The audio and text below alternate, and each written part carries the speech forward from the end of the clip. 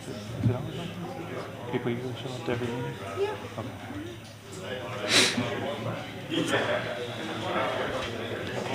Only a special call does not have anything. Okay.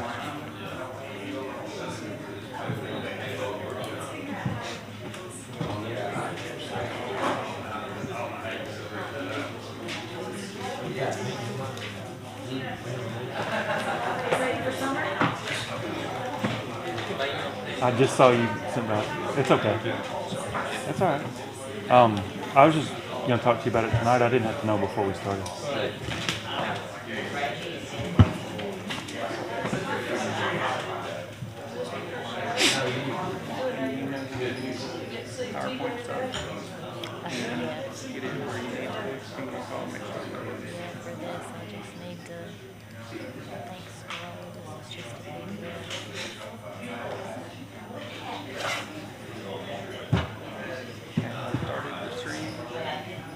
Does it feel good on your end? Okay. Comments are off and then I did the public. Alright, and she said she knows how to do the PowerPoint, so I'll let her handle that and I'll step out with, I'll wait out there and do the Yeah.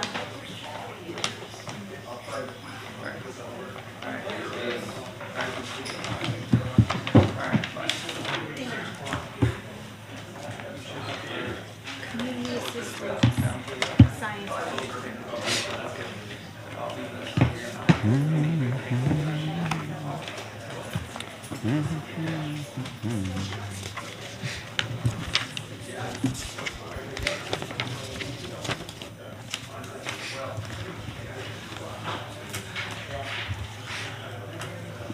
Good evening, everyone. Welcome to tonight's meeting. We'll call ourselves to order, and we'll have the invocation by Councilmember Walsh.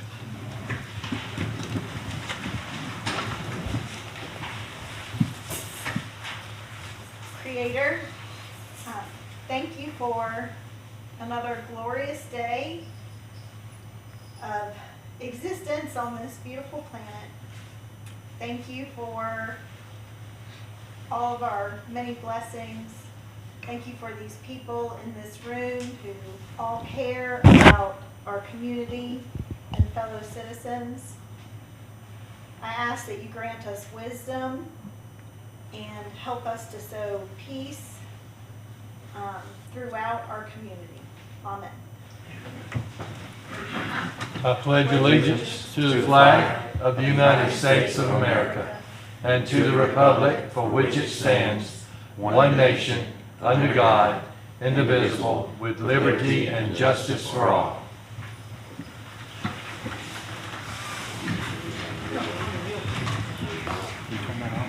Expand it out. Okay. Next on the agenda, Ms. Lewis, do we have anybody signed up? No, sir. Okay. Okay. Item 5 is approval of the minutes. We have the minutes from April 7th, 2025 council meeting are there. We'll entertain a motion to approve those minutes and get it on the floor for discussion if there's any corrections or deletions. So moved. Second. have a motion from Mr. Cook, second from Mr. Kirkendall. Are there corrections, deletions, additions? Corrections. Okay. I would like for, on page 4, the comment that I made regarding the Cambric farm, I would like for those comments to be added. They was not added with the minutes. I would like for them to be added as I stated. I also made a motion that we table it. That was not on here, and that was declined by the mayor. I want those added to the minutes. And then on page 5, to correct that, what was said about the splash pad. I didn't ask for a grand opening, so to review that and to get that corrected. Then at the bottom of the mayor's report, where it says City Manager Riley family in their prayers due to his recent passing. He didn't pass. It was his, yeah, so we need to get that corrected. Thank you. Thank you. Anybody else? Okay. Okay, so we have corrections. Can we amend the motion to So moved. accept the corrections? Second? Second. Second. Any others?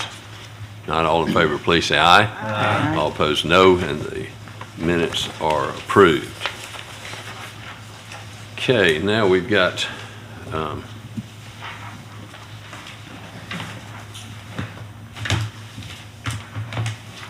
okay, we've got recognitions for, okay. First, we've got Mr. Ryan Garrett, captain in the fire department, who is, we're recognizing for 15 years of service. Ryan.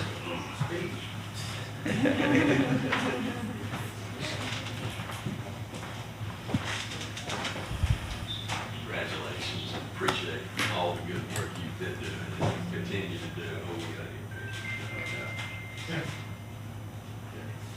That's your make speech.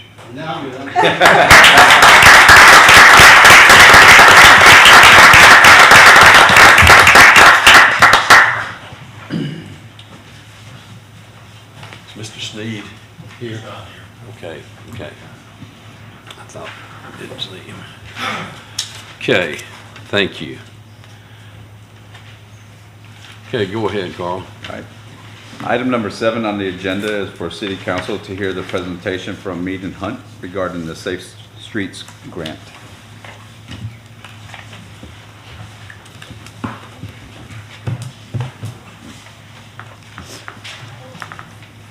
Evening, Mr. Mayor, members of the council. My name is Jamie Kendrick. I've been down here 5 or 6 times now on the Safe Streets for All project and appreciate your allowing us to work here, and Mr. Majors in particular taking up the mantle as there have been some staff changes over the course of time. We appreciate that. There are a couple of members of our advisory committee here today. I know I saw Dr. Justin Brent from PC and others here. I think there are a couple of others here. So what I'd like to do tonight is to walk you through where we are, and are you controlling this? Yeah. Okay, very good. Walk you through where we are in this grant. You may recall that actually over the course of 2 grant cycles from the United States Department of Transportation, Clinton has received about $750,000 in federal funds to further the work that was done in your connectivity plan a few years ago, and then to actually put some things on the ground. So it's one thing to do all these plans, right? It's another to actually have money follow it behind to put some work on the ground. And so that's part of what we want to talk about tonight. Next slide, next slide. One more. One more. There we go. So just a little bit about the program. It is really a program that is focused on serious injuries and fatalities. Fender benders, nicks and scrapes on your car, I have a few, are annoying. They are time consuming, but the real time consumption and community consumption is when there's serious injuries and fatalities. And we know that there have been several in and around Clinton over the past few years. And so the US DOT has put forth the Safe Streets for All program, asking communities to make a commitment to zero fatalities, zero serious injuries, which is aspirational, right? Because we know, unfortunately, there's going to continue to be crashes of that nature. But the idea is that by doing both policy actions and physical improvements and changes in behavior, we can drive down the number of crashes. Next slide. And so US DOT asked that we not only identify specific physical projects, some of which we'll talk about tonight, but also look at things that we can do, for example, in our land use codes, the way that we respond to crashes with our fire and EMS systems, that we identify programs that can educate people further about DUI, distracted driving, education for school children about safe walking and biking. But a lot of communities just get focused on the engineering improvements, and we understand that. And so, and especially when you get to the local level, you know, I always talk about, somebody said, we really need a campaign to educate our youth about this. And I completely agree, right? But at a certain point, government can't market like Coke and Pepsi can market, right? And so we can only move the needle so much, you know, here in any small town. So we try and focus on that which you can control, especially because you don't have direct control of the roads. But you do have direct influence on how the roads are used. So we've been working to get SCDOT engaged in this as well, and making sure that they are on board with some of the things we will talk about tonight. Let's see. So I'm, in all fairness, I'm the fast-talking Yankee, and I've been partnering with a lot of slower-talking Southerners on this project. Next slide, if we could. But I've been down here about 2.5 years now working on these projects, and I'm working in Batesburg, Leesville, Greenville, Greenwood, Aiken, Newberry, Anderson, a bunch of others. And every community is kind of approaching their plans differently. Batesburg, Leesville ran way out ahead. We had this theory that there weren't many other communities in South Carolina that were paying attention to this program, and so they ran out really quick at the beginning, got their plan done, and were awarded $8 million for some sidewalk and intersection improvements. Aiken, on the other end of the spectrum, has been very slow, plodding, analytical, which certainly has its place, and took a long time to get to their plan, which was just adopted a few weeks ago. Greenwood has been very focused on bikes and peds. Greenville has been very focused on 3 or 4 of their big corridors where people just fly. I mean, the speeds that you see on your Pleasantburgs and your Lawrence Streets and others up there are just crazy, absolutely crazy. Even when traffic is heavy, the speeds on some of those streets are absolutely crazy. So they're taking some actions. They got $2 million to do some road narrowing projects to limit people's ability to make left turns in certain places. But my point is that everybody's kind of treating this a little bit differently. The unique part about Clinton is that the leadership here gave us the ability to go after 2 grants right back to back. And you're one of, I think you were the first community in South Carolina to get back-to-back grants under the program. I think it was Grand Strand came after you all. You can take the lead. You've taken the lead on that. And so we've been able to, again, not only do the plan work, but actually have money to put stuff on the ground. Next slide. Just real quick, I imagine you know some of this in terms of the hot spots. A lot of them are kind of fairly obvious. But there were 24 fatalities over the 7 years, 2017 to 14. There was about 60 serious injuries. Ironically, a couple of fatalities right in front of the hospital. On 76, we had obviously the tragic death of a firefighter a few years ago. And 21 of these crashes involved bicyclists or pedestrians. And that's been a big focus area because they are the most vulnerable of all road users. Coming up against a 2-ton hunk of steel is not a pleasant thing, whether you're at 20 miles an hour or 60 miles an hour. 20% were caused by DUI, driving under the influence. South Carolina is a little bit higher than most other states in that regard. And you're right in the middle in terms of within South Carolina. Next slide. I'll just walk through a couple of places. So what we try and do with that data is we try and focus on the high injury areas. Again, the fender benders and all that is annoying, but it's the serious injuries and fatalities that we're most focused on. And so of all of the fatalities and serious injuries, they happen in Clinton on 2.1% of all your road miles, right? So it's not like we need to focus on every road in town to drive down those numbers. We know there are 6 or 7 hot spots that receive the preponderance of these. Now, that said, there are high-risk areas, and your community has done a good job of identifying some of those for us that I'll talk about as well, where it's just, a few miles an hour or a little bit slow on the brake between, near miss and not near miss. And so we've also identified those risk areas as well. And in those places where, a lot of times it is behavioral, it is speed, DUI, et cetera, we try and mitigate that which we can't solve the behavior for. We try and, come up with engineering countermeasures to do certain corrections. Next slide. So, Charlotte's Road by the recycling center there, is that a recycling center? Yes. Is a place where I've had a couple of serious injuries. I guess folks going around the bend there. Springdale coming around, I guess from north to south in towards the schools has been a high crash corridor. I mentioned on 76, really from Broad Street west towards the hospital. 4 fatalities that Mr. Mayor, you pointed out when we were talking about Bell Street. 3 or 4 injuries at Bell, serious injuries at Bell. So this is our high injury network. We took off the interstate obviously is the highest of the high, but we took that off because there's not much you can really do about that. Musgrove, what else? And then up, further out Broad Street. But then what the community told us when we did our series of meetings was it's really some of the in-town roads, within, a few blocks of here where they feel at risk the most when they're trying to walk around downtown. South Broad Street between PC and the elementary middle school, down at the triangle there, was an area of concern. And then up all along the Adair Street corridor is an area of community concern. Even if there hasn't been, serious injuries or fatalities, you're just, a couple of miles an hour away from something very serious occurring.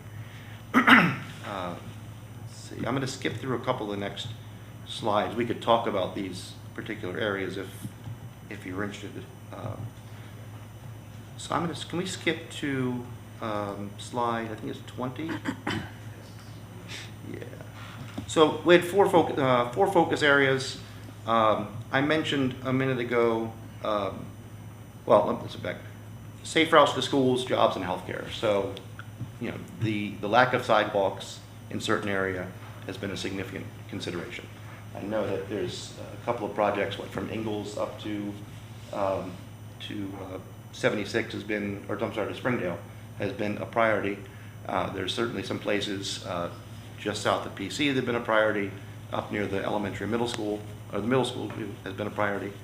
So getting those safe routes to schools, jobs, and healthcare is one of the 4 focus areas.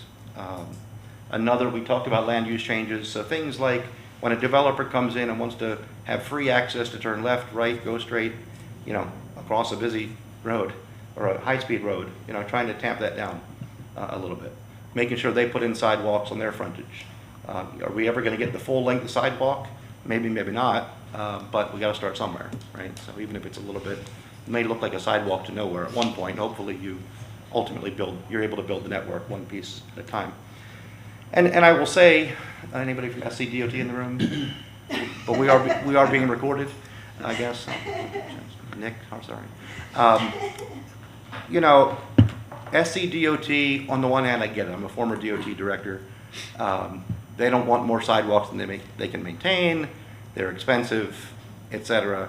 But they also sometimes stand in the way of sidewalk projects. And so, when a locality is very clear that is the expectation, right? They're far more likely to respond to that. If the locality's code is silent on it, if the plan reviewers aren't clear on it, the council isn't clear on it, then SCDOT is not going to push back on a developer to build sidewalk. So I think your code generally requires sidewalk frontage, but that doesn't necessarily mean that DOT is going to push for it unless you all stand there pushing for it too. Same thing with bike lanes. We know in your connectivity plan, there's a number of bike lane opportunities. Again, unless pushed on the issue, they're not going to follow through. Speed management, obviously. Okay, so then risky turns, I will tell you, this is one that I understand the history as to why there's so many of these big sweeping turns and these big wide intersections that I guess logging trucks and other trucks over time could get through them. A lot of those aren't here as prevalent anymore. And so those big wide turns create for nice high speeds for regular passenger autos. They make for really odd angles a lot of looking over your shoulder in a way that you can't really tell what's coming. And so reducing some of the risk involved with those turns is another theme that came out in our community engagement. Let's see. Next slide. Let's go to 3 more down to number 20. I think it is. So I mentioned that you had gotten funding in 2 rounds, about $750,000. One of the things that was funded was to install emergency vehicle signal preemption. So when a police or fire apparatus is going through an intersection, it's got a GPS device and a transponder that can communicate with the signal and change it over 3 to 5 seconds before it gets through. Right, so that cross traffic stops and gives safe passage, helps response times and protects first responders. So that was funded in the second round grant that we received, and that is shown to reduce collisions by 70% and improve response times. Let's see, next slide. So let's talk about a few concepts. So I mentioned Adair Street of North and South, and this doesn't show up as a high injury, high crash corridor, but we understand from the community perspective why it's a high risk corridor. Kids walk into school, PC students, the way down to some of the shopping areas, et cetera. Not great facilities, or any facilities really for pedestrians. So North Adair Street came up many, many times, and I guess starting from top to bottom, the intersection there at Willard, folks come, I guess they're heading what's kind of south and west on Willard and make that sweeping left onto Broad Street, and they're going, right? They go past the middle school and wave quickly, but they're going. And so we put together a concept on the next slide, I think it is, to kind of tighten up that intersection. Perhaps most cars would continue down to, is it Veterans or Legion, and turn left onto Legion rather than just that automatic straight shot, straight down Adair. Interestingly, SCDOT wasn't terribly excited about this one, even though there's one place where there have been several crashes.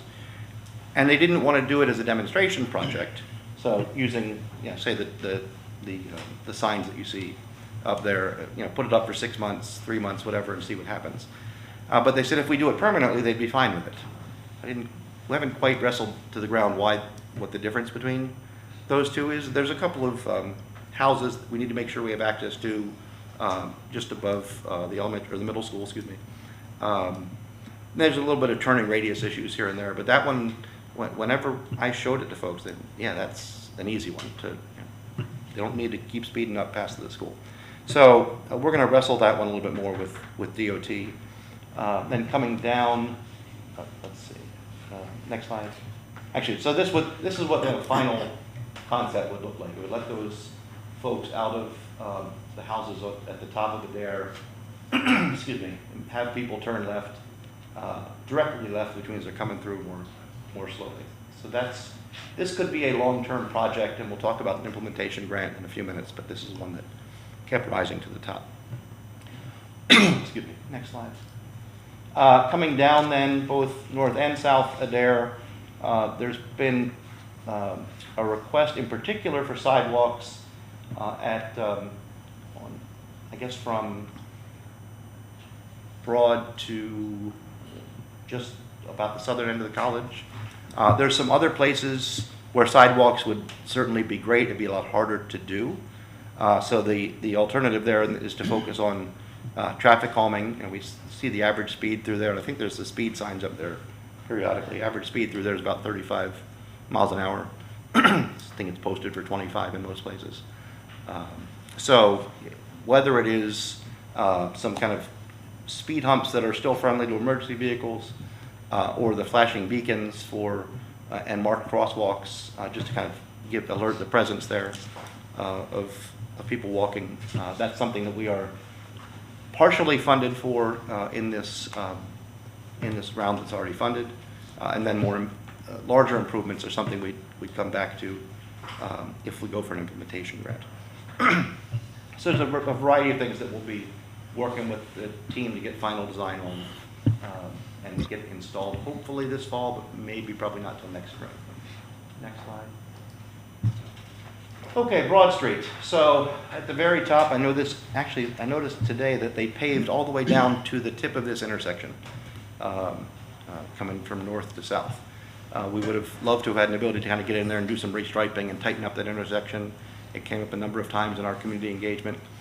We have some concepts on how to tighten that up a little bit. I don't think the repaving is going to impact those. We still have some access issues to worry about with regard to a couple of houses there as you're coming from, just as you come around the bend. So we have some concepts for how to tighten up that intersection and make it more clear about who's going where. And next slide. And then this is the ones that came in the second round. We received funding for crosswalk improvements, the flashing beacons, both at Main Street and Broad, as well as marking some crosswalks, putting in ADA ramps and a couple of little missing sidewalk sections there going over the railroad tracks and across Carolina.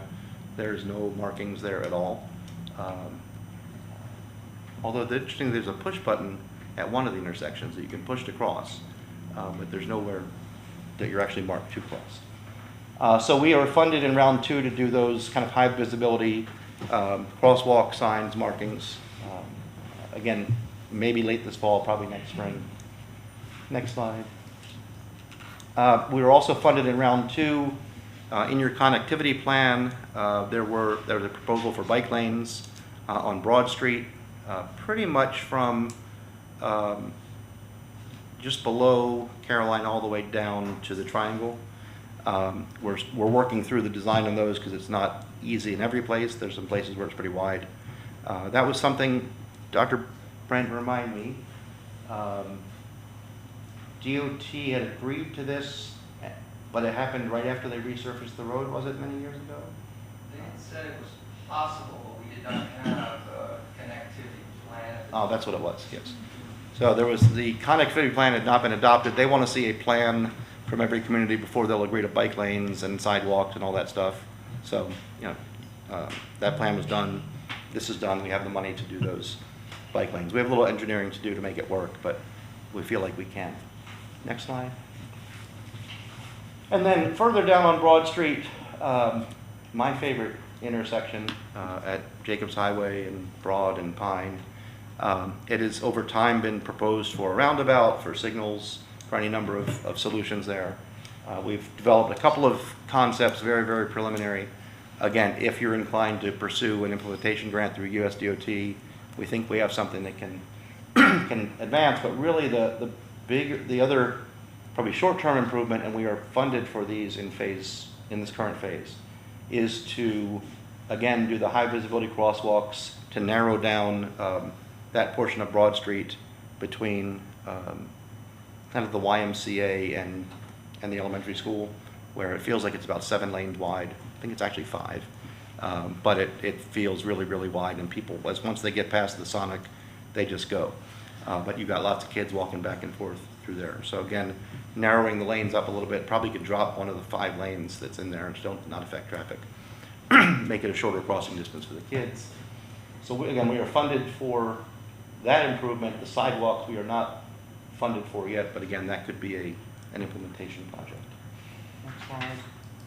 Yeah, so just some thoughts on how a roundabout might work there. Very, very preliminary thoughts, but the one on your right, this looks similar to one that was done in DeLand, Florida. DOT has done about 50 of these in the past 7 years in South Carolina. It's become part of their toolbox.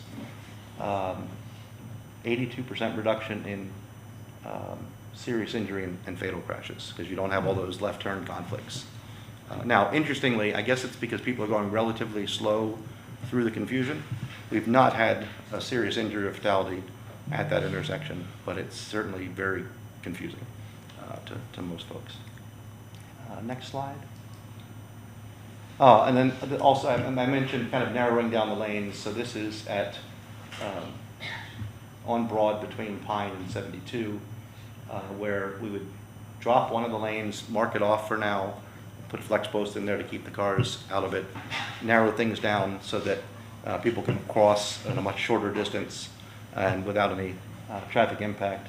The narrower the turning radius, the slower traffic goes. Right now, people hit those curves and they go around. We were out there with some students from PC observing maybe about 3 months ago, and a couple of near misses as we were walking around. People making those turns very, very quickly. So that is what we're looking at for from Pine Street down to Springdale. Next slide. So I think those are the concepts. I'm happy to talk about any of them. They are just concepts. Some are, I'm sure, going to be viewed very well. Some are going to be viewed with great skepticism. We have a lot of work to do, to really get out and socialize these in the community and get a better sense of what might work and what might not work. You have an opportunity by June 26th to apply for an implementation grant. And USDOT has been very favorable towards communities that have gone through the planning process, tested some things out, and now are seeking money to build some things. I don't know that we're far enough along to say this project costs $2.1 million and this project costs $750,000, but we think that there's a pot of money that can be built, that can be gotten to implement some of the things that we saw. And you may decide to prioritize sidewalk projects. So in Batesburg, we went in with about 6 or 7 projects. We didn't know how far it would take us, but they decided in the end, after all this, to prioritize one particular intersection by the elementary middle school, another intersection downtown, and then the rest they put into sidewalk improvements. And they were funded for $8 million, and we're going to take that as far as it can go. So I think I showed you all the ones that we think are possible here. Excuse me. Oh, I didn't show you the sidewalk from the senior living building down to Ingalls. Is that right? That's the limits, yeah. And then there's another sidewalk project up from the sports center down to the new subdivision, is it? Is it going to be built, I think? Is it that far south? You're looking at me like I'm crazy. No. We're trying to remember. Where is it? Bell Acres? Is that how you say it? Kind of comes in at an offset intersection, kind of in that area. Was another sidewalk project up to the sports center, and then I'm not sure how far down we were coming. So, if you wanted to pursue a grant on the implementation side, did I have one more slide? I did. June 26th is when they are due. We would need you to sign off at one of your early June meetings endorsing our overall plan, coming up with a list of potential projects. Again, we will be able to choose from them in the long term. It's a 20% match. People get very nervous about that. In the smaller towns, I always tell them it's over 3 or 4 years by the time the money gets out the door. And then you have flexible ways in which you can get there. So it could be local cash, it could be state earmarks, it could be C funds, CTC, whatever. We even are using some staff time and community volunteer time now as part of our match on the planning grants. So if you're going for a total of $8 million, it's $1.6 million in local match. And again, we just kind of piece that together. I know Jay in Batesburg is meeting again tomorrow because he's kind of freaked out about where he finds his $1.8 million, but we're getting there, like $100,000 at a time. So, but over 3 or 4 years, he feels like we can get there. So that's my story. I'm sticking to it. Happy to talk through any questions or ideas you may have, places I missed, places we could take another look at. So where the grants have happened so far, it's been for planning and demonstration activities. So a lot of the signs and markings projects, which we're waiting to get approval to put out a contract for from Federal Highway. So probably this fall those will be done, or next spring at the latest. But the next step is to apply for the implementation grants. Correct. And decide which is the most important. Yeah, so we would go in with a list, and then we see how much we get, and then we prioritize them from there. So, and that's the committee that's been working on that. Dr. Brent has been heavily involved in that, I know, and several others.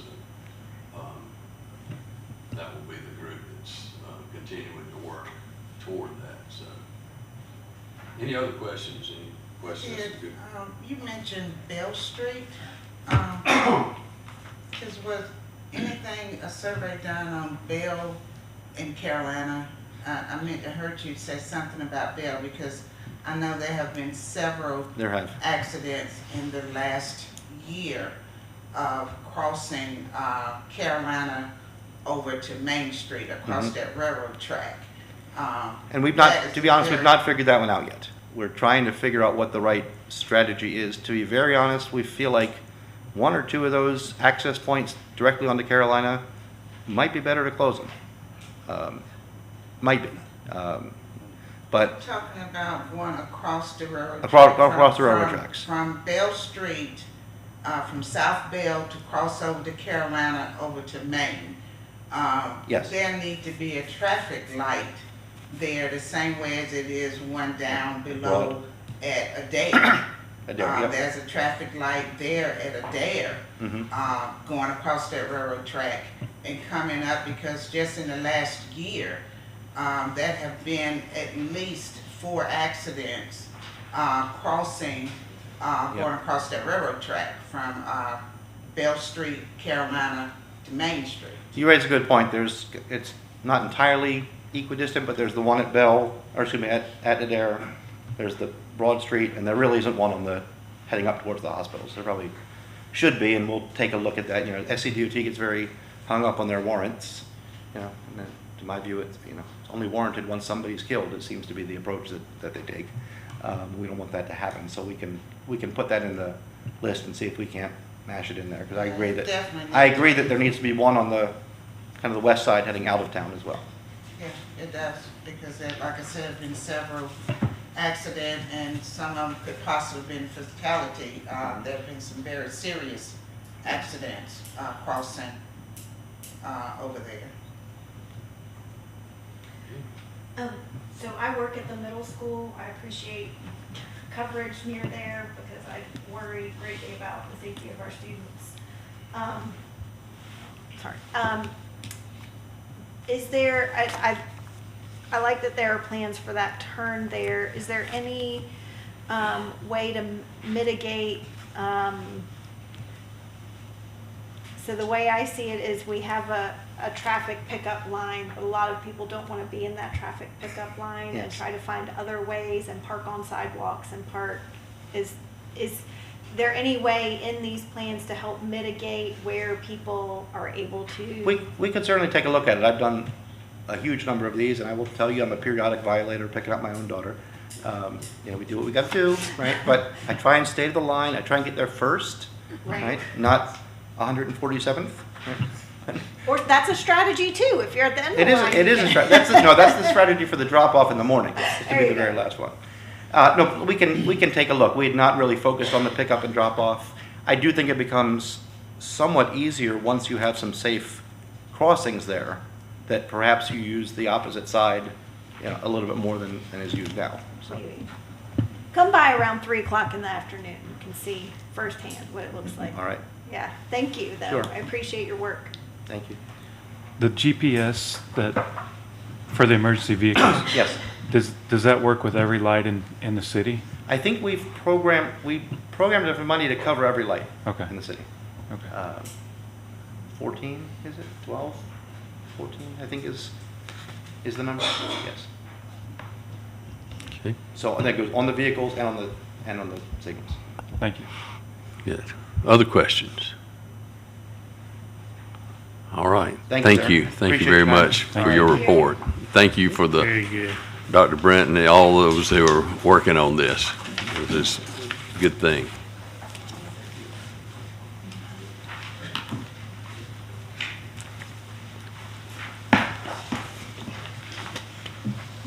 Next item on the agenda is for City Council to consider the approval of a new municipal court judge for the City of Clinton. And just to clarify, this is just to open up the search and interview process for a new judge. So we basically are just voting to start the process. Correct. That's as far as we've gotten, so. Yes, we're not ready to hire one. just No, yet. no, I was going to say, okay, so I'll entertain a motion to begin the search for a new municipal judge. So, second. Okay, I have a motion from Ms. Walsh, second from Mr. Kirkendall. Any questions or comments? We'll have to come up with a plan for doing that. So, okay. If not, all in favor, please say aye. Aye. All opposed, no. The motion carries. Thank you. All right, next item on the agenda is for City Council to consider the approval of annexation and zoning application for tax map number 617-00-00-002. Okay. Do we have any information on that? There's information Outside in of your the- packet. what It's basically a One lot? one lot, 0.61 acres. I believe it's on Trotter's Trail, Yeah. and they're just applying for annexation into the city. It's the owner is applying, right? Correct. Okay.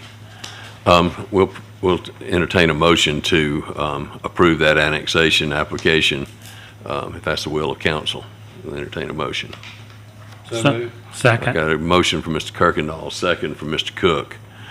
Any questions? Y'all have had a chance to look at the pictures and the information. Is that the only piece of property that's not in the city? In that area, it looks like. Yeah. There's 3 properties there. It's 103, 102, and what is that, 100, 101? That's 100. And the property in the middle, the 100 is the only one that's not annexed to the city yet. The 103, the house in the middle, and then that one is not annexed to the city. So like, for explaining that to me. yeah, the middle one, there's 3 houses on that side road. And one of them is, the other two's not, and one of them's asking to be. Right.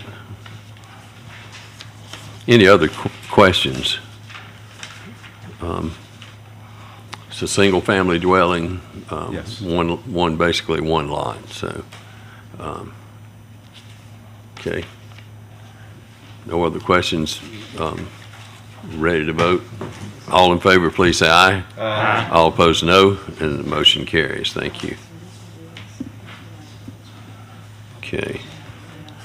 Okay, next item on the agenda is we entertain a motion to go into executive session to discuss an employment matter regarding the city manager position.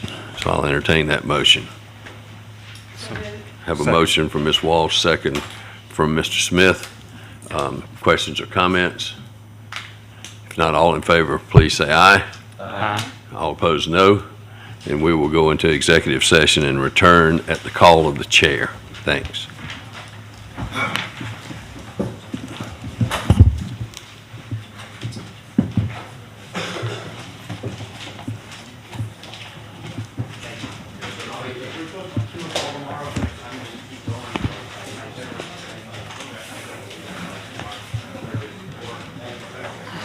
Depends how you do Hey it. Natalie, how you doing?